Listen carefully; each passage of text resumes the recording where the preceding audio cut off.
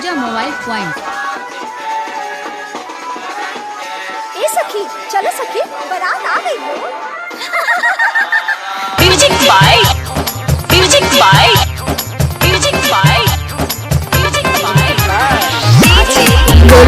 गोलू बाबू डीजे बिट्टू भाई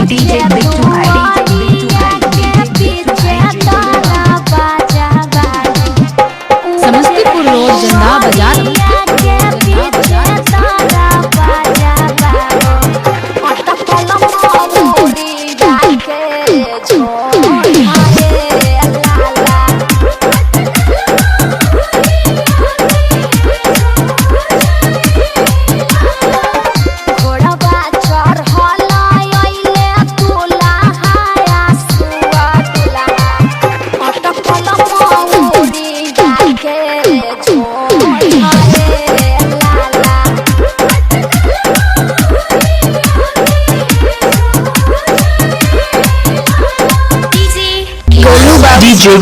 गोलू बाबू डीजे बिट्टू भाई समस्तीपुर रोड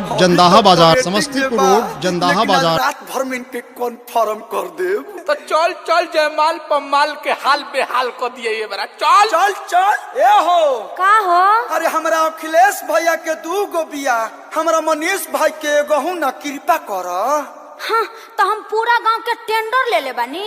हटा होने तनी दे दो, का? तनी दे दो ए साली सहारा करो, तनी दे दो। लाइन बड़ा का? तनी दे दो ए साली सहारा करो, तनी दे दो।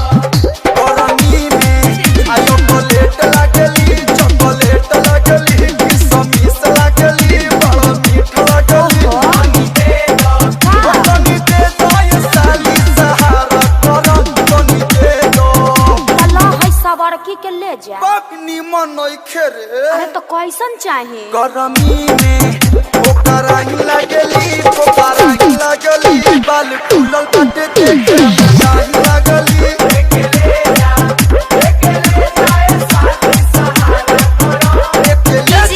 डीजे गोलू बाबू डीजे बिट्टू भाई चल रहा अखिलेश भाई, चल। समस्तीपुर रोड जंदाहा बाजार। आप पुलाव ले दी थोड़ी कैसी दही और चीनी दे देता नी। नेकी अब पूछ। खैलम का बैगन के भरते वो 2 को दे दे। अरे तोर बहनी कही तवज्जो अपने बहनी के दे दी है।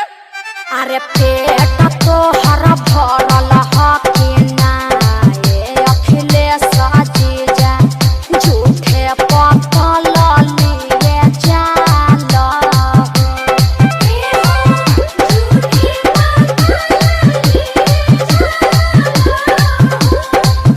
अरे कुकुरा के भके हम लगे चल बनी हो, काई कोई करत काहे जालो।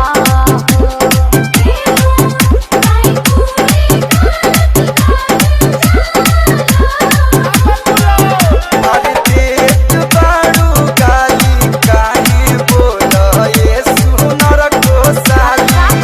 मोही बनबू पाता घरवाली। अरे हटा होने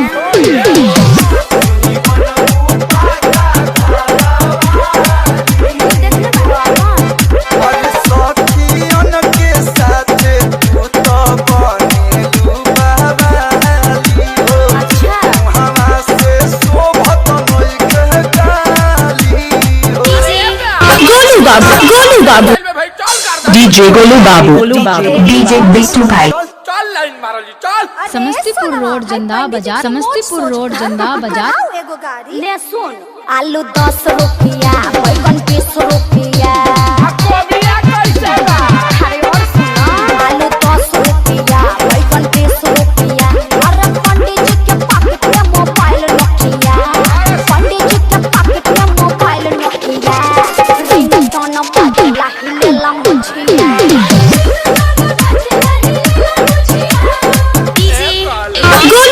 गोलू बाबू डीजे गोलू बाबू डीजे बिट्टू भाई ए बाबा लेबो। अरे बाबू जय माता आटा की। उठा समस्तीपुर रोड जंदा बाजार। उठा के ली हा पंडित जी, बैठा के ली हा पंडित जी।